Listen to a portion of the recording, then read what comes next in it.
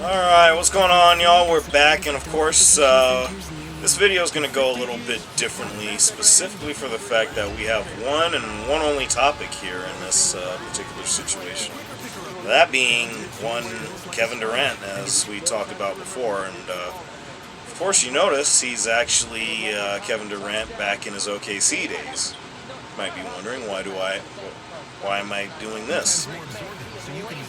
It's a good question. Well, interestingly enough, as I mentioned in my previous video, I am a very huge follower and I guess you could say to some degree a fan of ESPN's First Take, specifically Stephen A. Smith. And of course the topic came up about Kevin Durant and why he didn't want to be traded at the trade deadline, and that being because he wanted to see things through to the end of the season with the Phoenix Suns. He just didn't want to be moved in mid-season, which I can understand that. I don't have any issue with that. I mean, is it necessarily the best decision in the world? No, but when there was a prospect of potentially bringing in a Jimmy Butler, I mean, of course you're going to want to go all in. Unfortunately for KD, Bradley Beal put the Knicks on that as he has a no-trade clause on his contract. And, of course, the rest is history. Jimmy Butler is now a Golden State Warrior. That being said, what was really interesting about what Stephen A. said this morning was a particular destination he had in mind for KD upon departing from Phoenix after the season is over. That destination, of course, was Oklahoma City, as you can see here. Now, what's real interesting to me is what he said, which is in terms of the assets or in reference rather to the assets in terms of young players and even draft picks that, I mean, if we're being perfectly honest, Oklahoma City has that in spades.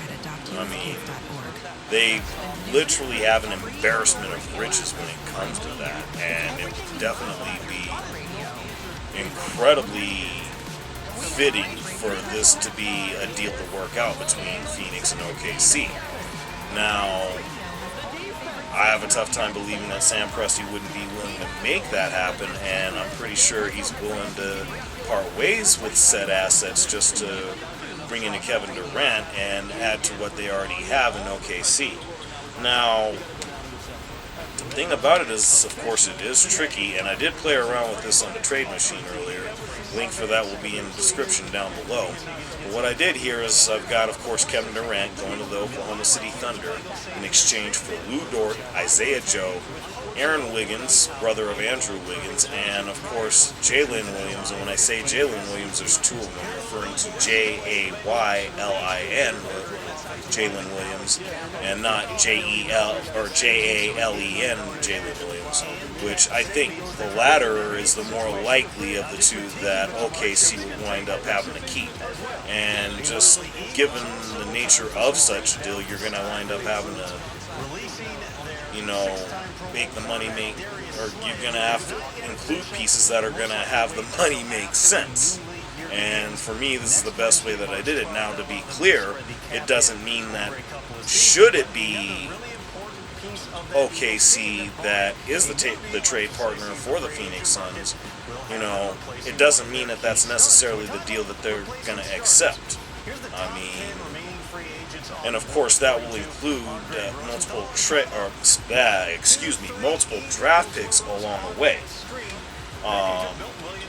So either way, it's going to be something along those lines. And again, I just don't see any reason to believe that OKC wouldn't be willing to make this kind of move, especially with the way that they've been able to develop players over the years. And it shows. They're literally the #1 seed in the Western Conference as we speak. And the funny thing about it, when it comes to said young assets, they're not going to keep all of them. There's just simply no way. These are dudes that could make a fuck of a lot more money elsewhere than if they stayed with OKC. And the benefit to that with these particular names, or even whoever ends up being involved in such a deal, is that when it comes contract time for these individuals, the Suns will be ready to get them paid accordingly. And of course, the money will be better spread to go around, and said assets are actually covered at that point. Not to mention any incoming draft picks that they should get from OKC. I mean, this is all hypothetical, but if I'm just being perfectly honest, I don't know that there's any better situation for two different sides in terms of a blockbuster deal, the likes of what this could be.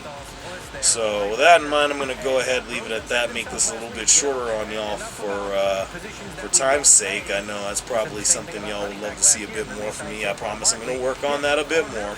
But all that aside, y'all know what it is. Like, share, subscribe. Let me know what y'all think down below. And look for that link to the trade machine. Let me know what y'all think about that as well. With that in mind, this has been your time with A&J, and I appreciate you spending it with me.